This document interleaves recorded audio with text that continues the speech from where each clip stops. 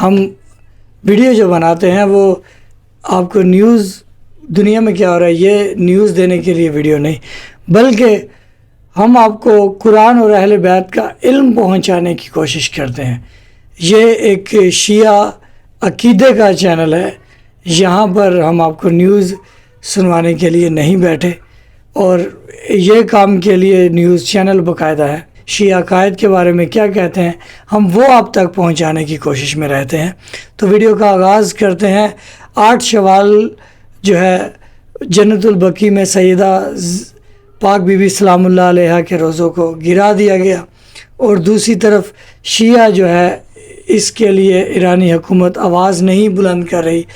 شیعہ حکومت کو چاہیے تھا، ایرانی حکومت کو، بی بی کے روزے کو آپ تعمیر کریں گے تو پھر آپ کا یہاں سے جہازوں کا راستہ کھولا جائے گا اور یا دیگر کاروبار آپ سے ہو سکتا ہے۔ تو ایران نے یہ نہیں کیا۔ خیر، کیونکہ ہم ایک علمی لیول جو ہے وہ ہے ہمارا ویڈیو کا، تو ہم اس متعلق بات کرتے ہیں۔ تو ویڈیو کا آغاز کرتے ہیں۔ اللہم صلی علی محمد و علی محمد۔ بسم اللہ الرحمن الرحیم۔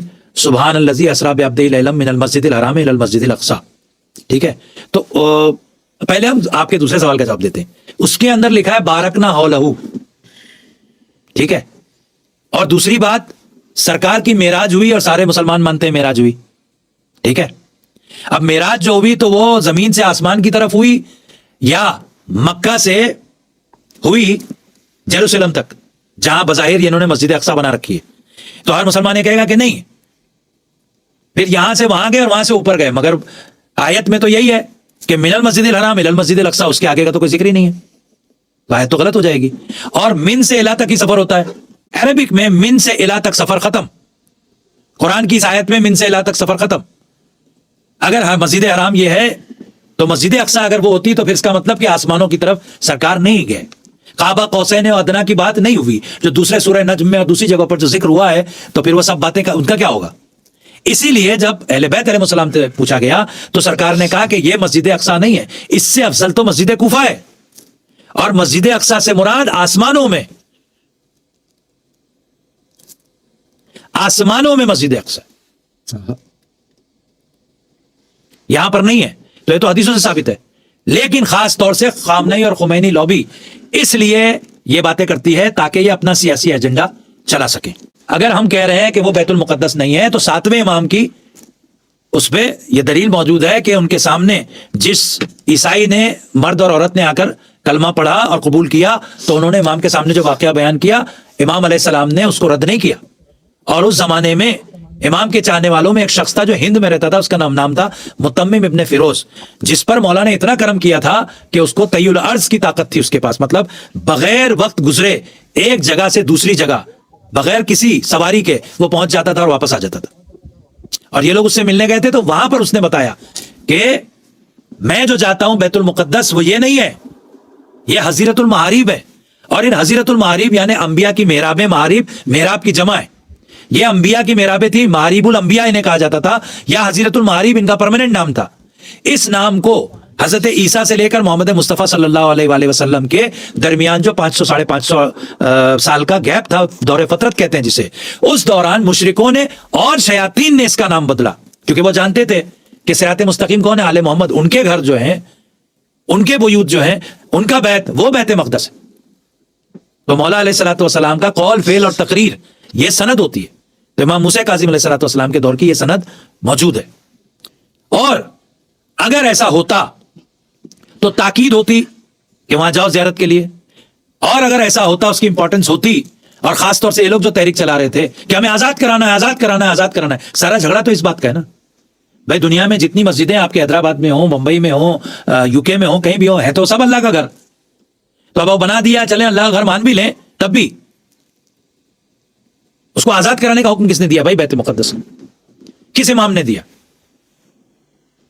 کس رسول کی کس حدیث میں؟ قرآن کی کس آیت میں کہ یہودیوں سے آزاد آپ کو کرانا ہے غیبت کبریٰ میں؟ تو یہ سراسر کفر اور شرک ہے، اور اس کے لیے کوئی بھی جگہ نہیں ہے۔ تو بیوت المقدسات ہیں یہ کہ جس کی آزادی کی اور جس کی تعمیر کی کوشش ہر شیعہ کا فرض ہے۔ سب سے بڑا مقصد شیعوں کا جنت البقیع کی تعمیر ہونا چاہیے۔ سب سے بڑا، اگر کوئی اپنے کو فقیہ کہہ رہا ہے تو شیعہ فقیہ کا سب سے بڑا مقصد ہونا چاہیے جنت البقیع کی تعمیر.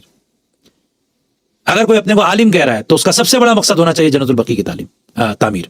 اگر کوئی اپنے کو ذاکر اور خطیب کہہ رہا ہے تو اس کا سب سے بڑا مقصد ہونا چاہیے جنت البقیع کی تعمیر. اگر کوئی شاعر ہے تو سب سے بڑا مقصد جنت البقیع کی تعمیر. عزادار مومن اس کے لیے سب سے بڑا مقصد جنت البقیع کی تعمیر. اور اس کے علاوہ اگر خامنائیت، خمینیت، قدس یہ وہ اس میں شامل کیا تو سوائے اللہ کی لعنت کے اور کچھ نہیں ملے گا. سوائے واصل جہنم ہونے کے انسان کہیں نہیں پہنچے گا. اس لیے کہ جس کے لیے اللہ نے کائنات کو خلق کیا تھا، ان کے گھر، ان کی قبور، ان کے مزار بیوت المقدسات. اور اس کے علاوہ جو بھی تحریکیں ہیں دنیا میں وہ وقت کے ساتھ ختم ہو جائیں گی، مٹ جائیں گی. آج یہ جنگ ہے، کل یہ ختم ہو جائے گی. جی یہ ویڈیو دکھانے کا مقصد یہ ہے کہ آپ کا عقیدہ بہتر ہوگا. جب آپ کا عقیدہ ہی بہتر نہیں ہے، جب آپ کو پتہ ہی نہیں ہے قرآن اور اہل بیت کا، تو پھر آپ کیسے اندازہ لگا سکتے ہو کہ آپ کو کدھر جانا ہے؟ آپ کو دجال کی طرف جانا ہے یا حضرت امام مہدی علیہ السلام کی طرف جانا ہے؟ یہ ساری عقیدے کی باتیں، قرآن اور اہل بیت کی ایمان کی باتیں آپ تک پہنچانے کا یہی مقصد ہے. اور دوسری طرف ہمیں کچھ لوگوں نے یہ بھی کہا ہے کہ آپ جنت البقیع کی بات کرتے ہیں، وہاں پر تو بی بی فاطمہ زہرا سلام اللہ علیہا کی تربت ہی نہیں ہے، وہاں پر تو بی بی فاطمہ بنت اسد ہے، مولا علی علیہ السلام کی والدہ. تو چلو ٹھیک ہے، وہاں پر امام حسن علیہ السلام تو ہیں، کیا ان کی عزت کرنا مسلمانوں پہ فرض نہیں ہے؟ کیا وہ جنت کے سردار نہیں ہیں؟ کیا امام جعفر صادق علیہ السلام ادھر نہیں ہے؟ کیا امام محمد باقر علیہ السلام ادھر نہیں ہے؟ کیا امام زین العابدین علیہ السلام ادھر نہیں ہے؟ کیا ان کی تعظیم وہ اہل بیت میں سے نہیں ہے؟ مسلمانوں کا جو ابو حنیفہ ہے، جو مسلمانوں کا اہل سنت کا امام ہے، اس کا استاد امام جعفر صادق علیہ السلام جنت البقیع میں. جنت البقیع ہر لحاظ سے مسلمانوں کے لیے، شیعوں کے لیے بیت المقدس ہے. یہ ہے اصلی بیت المقدس.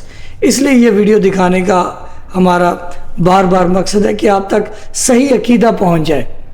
صحیح عقیدہ ہوگا تو عمل قبول ہوگا. جب آپ کا عقیدہ ہی غلط ہوگا تو پھر اس پر آپ کا عمل کیسے صحیح ہو سکتا ہے؟ تو لہٰذا جو نام نہاد شیعہ ہے ان کو بھی نہیں پتہ چل رہا کہ ان کی اصلی جنگ کیا ہے اور کن کے ساتھ ہے.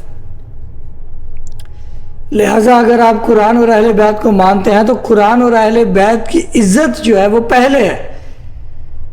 قرآن اور اہل بیت کا دفاع کرنا، ان کے مزارات کی اہمیت لوگوں کو بتانا، ان کی مظلومیت لوگوں کو بتانا، ان کے فضائل لوگوں کو بتانا، یہ اصلی شیعت کا مقصد ہے. جس کے پاس پاور آتی ہے وہ اپنے اس کو چمکانے کے چکر میں رہتا ہے، اپنی سیاست اپنی. اسی لیے تو ہم کہتے ہیں کہ ولایت فقیہ کی کیا ضرورت ہے جب ولایت معصومین علیہ السلام موجود ہے ہمارے درمیان، قرآن اور اہل بیت موجود ہے ہمارے درمیان. تو ویڈیو کے آخر میں آپ کو یہ ویڈیو بڑے غور سے دکھانا چاہتا ہوں، یہ بڑے غور و فکر سے دیکھیے گا. یہ رہی ویڈیو. یار ایک بات تو بتا، ہم کس کے نام لیوا ہیں؟ سچ تو یہ ہے کہ ہم نے خود ہی اپنے لیے نئے اکاؤں کے بت تراش لیے ہیں. یہ جو ولایت فقیہ کا غبارہ اڑایا جا رہا ہے نا، میں نے جب خود کتابیں کھولیں تو بھائی منظر ہی کچھ اور نکلا. سنو، مولا امام مہدی صلوات اللہ علیہ کا فرمان ہے کہ جو ہماری غیبت میں خود کو ہمارا نائب کہے وہ جھوٹا اور ملعون ہے. یہ کمال الدین شیخ صدوق جلد 2 صفحہ 516 پر لکھا وہ سچ ہے جسے ہم ہضم نہیں کر پا رہے.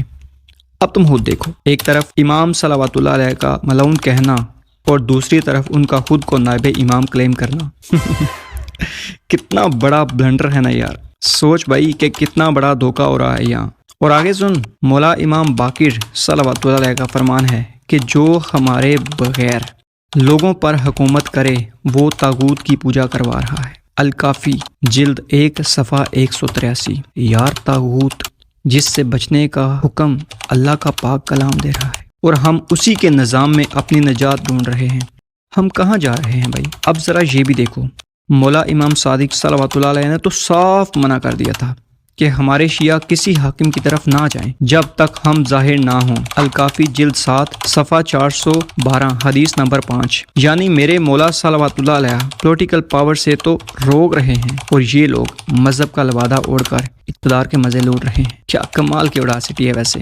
دیکھ بھائی، سچ کڑوا ہوتا ہے لیکن وہی راستہ دکھاتا ہے۔ یہ پورا سسٹم نہ قرآن سے ثابت ہے نہ معصومین صلوات اللہ علیہ کے قول سے، بلکہ یہ تو ان کے فرامین کی کھلی توہین ہے۔ اب تو بس ایک ہی راستہ بچتا ہے کہ بندہ حق پہچان لے یا پھر اندھوں کی طرح پیچھے چلتا رہے۔ بس یہ سوچنا کہ جب حساب کا وقت آئے گا تو ہم امام صلوات اللہ علیہ کے سامنے کس چہرے کے ساتھ کھڑے ہوں گے، ان کے فرمان پر چلنے والے بن کر یا ان کے نام پر بننے والے حاکموں کے غلام بن کر۔